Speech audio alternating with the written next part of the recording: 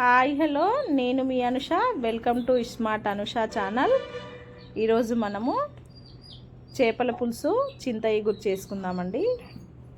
ఈ రెండు కాంబినేషన్లో చాలా చాలా బాగుంటుందండి. చేపల పులుసు చింత చిగురు వేసుకొని చేసుకుంటే చాలా చాలా బాగుంటుంది. ట్రై చేసి చూడండి. మన ఛానల్ ఫస్ట్ టైం చూస్తున్నట్లయితే సబ్స్క్రైబ్ చేసుకోండి. నేను కుండలో చేసుకుంటున్నానండి.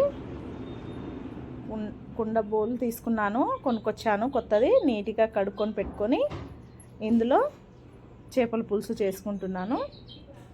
చాలా చాలా టేస్ట్ ఉంటుందండి. 2 కేజీల చేపలు తీసుకున్నానండి. పెద్ద పెద్ద పీసులు ఇలా తీసుకున్నాను. తీసుకొని మట్టి బౌల్స్లో వేసుకోవాలి. ఇలా వేసుకున్న తర్వాత మన ఛానల్ ఫస్ట్ టైం చూస్తున్నట్టయితే మన ఛానల్ని సబ్స్క్రైబ్ చేసుకోండి. తర్వాత కరివేపాకు వేసుకోండి. చేపలు వేసుకున్న తర్వాత కరివేపాకు వేసుకొని 2 టేబుల్ స్పూన్ పసుపు వేసుకొని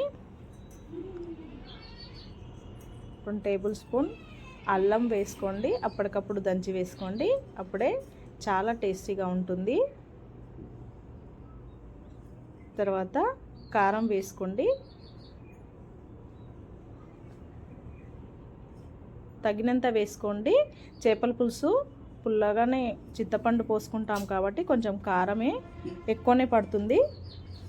మీకు తగ్గట్టు మీరు వేసుకోండి. తగినంత కారం వేసుకొని ఒకసారి ముక్కలకి పట్టేలాగా మొత్తము కలుపుకోండి.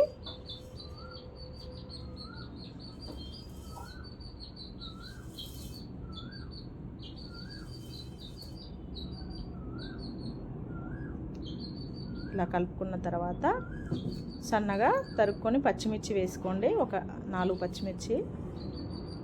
మళ్ళీ ఒకసారి కలుపుకొని చాలా చాలా టేస్ట్గా ఉంటుందండి. ట్రై చేయండి. ఇప్పుడు ఒక ఉల్లిగడ్డంతా, చిన్న ఉల్లిగడ్డంతా చింతపండు వేసుకొని నానబెట్టుకొని పులుసు తీసుకోండి. పులుసు తీసుకొని చేపల్లో పోసుకోండి.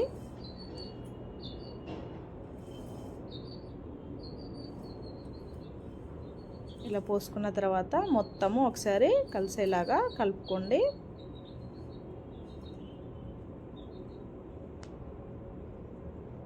ఎప్పుడు ఒకేలాగా కాకుండా చేపల కూర ఇలా కొత్తగా చేసుకోండి. చాలా చాలా బాగుంటుందండి.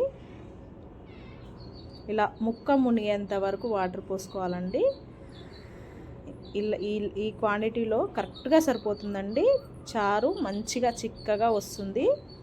చాలా చాలా బాగుంటుందండి టేస్ట్. ఇలా పోసుకున్న తర్వాత ఇంకా ఆయిల్ పోసేసుకోండి. 4 టేబుల్ స్పూన్ ఆయిల్ పోసుకోండి. చాలా ఈజీగా చేసుకోవచ్చండి. చేపల పులుసు చాలా టేస్టీగా ఉంటుంది. ఇలా కలుపుకున్న తర్వాత స్టవ్ మీద పెట్టుకొని మూత పెట్టేసుకోండి. ఇప్పుడు 2 టేబుల్ స్పూన్ జీలకర్ర, 1 టేబుల్ స్పూన్ మెంతులు వేయించుకున్నానండి. 3 ఆనియన్స్ని స్టవ్ మీద కాల్చుకోవాలండి, ఇలా నేను చూపించిన విధంగా. తర్వాత మిక్సీ పట్టుకోండి. ఫస్ట్ జీలకర్ర మెంతులు మిక్స్ చేసుకున్న తర్వాత ఆనియన్ వేసి తగినంత మెత్తగా మిక్సీ పట్టుకోండి. తగినంత ఉప్పు వేసుకోండి.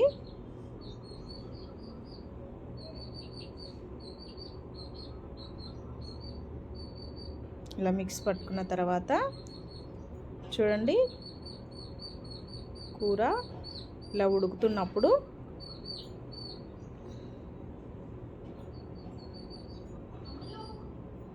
ఈ మసాలాని వేసేసుకోండి.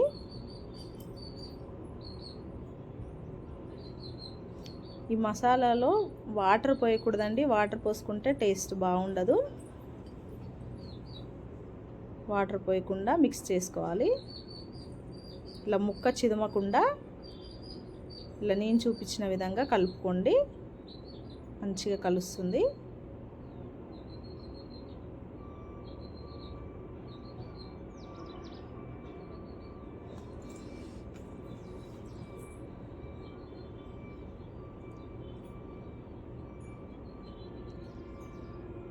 చూడండి ఆయిల్ పైకి వచ్చింది. చూడండి ఎంత చిక్కగా వచ్చిందో చారు. ఇప్పుడు ఈ టైంలో ఇప్పుడు చింత చిగురుని నీట్గా తీసుకొని కడుక్కొని వేసుకోవాలండి. నేను ఒక చిన్న కప్పడి వేసుకున్నాను. తర్వాత అలా వేసుకున్న తర్వాత ధనియా పౌడర్, గరం మసాలా వేసుకోండి. తర్వాత కొత్తిమీర వేసుకోండి. ఫస్ట్లో వేసుకోకూడదండి, చింత చిగురు ముక్క మొత్తం విరిగిపోయినట్లు అవుతుందండి, టేస్ట్ అంత బాగుండదు. లాస్ట్లో ఒక 10 మినిట్స్లో దింపుతాం మనంగా వేసుకోవాలి ఈ గురిని.